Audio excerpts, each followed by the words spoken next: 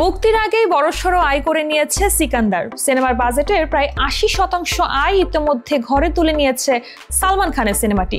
পিঙ্কভিলার প্রতিবেদন অনুসারে প্রযোজক সাজিদ নাদিয়া দুয়ালা সিকান্দারের ওটিটি রিলিজ, টিভি প্রিমিয়ার এবং গানের রাইটসের জন্য প্রায় ১৬৫ কোটি টাকার একটি চুক্তি করেছেন। যদিও এটির বক্স অফিসে বাম্পার কালেকশনের উপরই নির্ভর করবে এর ওঠানামা।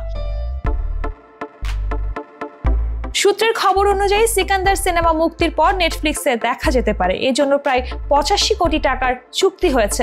তবে সিনেমাটি যদি বক্স অফিসে ৩৫০ কোটি টাকার বেশি আয় করে তাহলে এই চুক্তি ১০০ কোটি টাকায় পৌঁছতে পারে। এছাড়া নির্মাতারা সিকান্দারের স্যাটেলাইট রাইটসের জন্য একটি প্রধান টিভি চ্যানেলের সঙ্গে ৫০ কোটি টাকার চুক্তি করেছে এবং গানের রাইটসের জন্য জি মিউজিকের সঙ্গে ৩০ কোটি টাকার চুক্তি হয়েছে।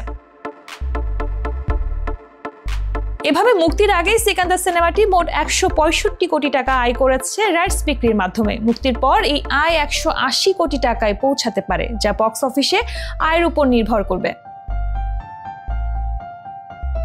১৮০ কোটি টাকা বাজেটে নির্মিত এই সিনেমার প্রচার ও বিজ্ঞাপনের জন্য ছিল ২০ কোটি টাকার বাজেট। তবে সালমান খানের পারিশ্রমিক এই আয় থেকে আলাদা ছিল বলে জানা গেছে।